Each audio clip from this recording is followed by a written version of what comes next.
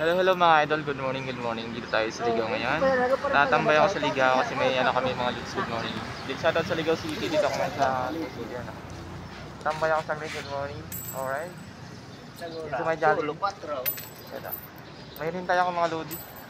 Si Ralph Jod sa Tigaginubatan. Ang tagal niya phobia eh. Sabi niya 6 AM nandito na siya. Lagot tala sa akin mga lodi.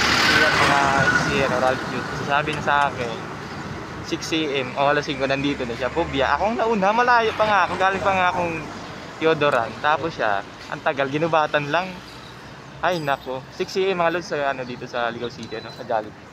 Kita dito yung vulkan. Ayun, ayan o. Good morning. Nagpakita siya ngayon. Magandang umaga. Salamat sa iyo. Alright? Masaragan to boss, masaragan. Maganda. O, shoutout kay kuya. Shoutout kuya. Idol, shoutout sa'yo. Mabuhay ka. Ikaw ka, shoutout. Shoutout, good morning. Kasi Lods, may hinintay ako dito si Ralph Jud, ang tagal eh. Dito mga Lods, may charity rides kami papuntang Santo Domingo. Shoutout sa charity rides namin sa Team Ride Chill Ride 40, kay Agro Rider and Harry Motovlog Boards Moto. Shoutout kay Anthony Consihal sa Santo Domingo. Shoutout kay Mayor John Aguas sa City Mayor of Santo Domingo. Maraming salamat po, mabuhay po kayo. Saludo po ako sa inyo.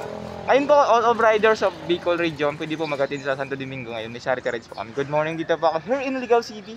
May motor ride, ginihintay si Ralph Jud.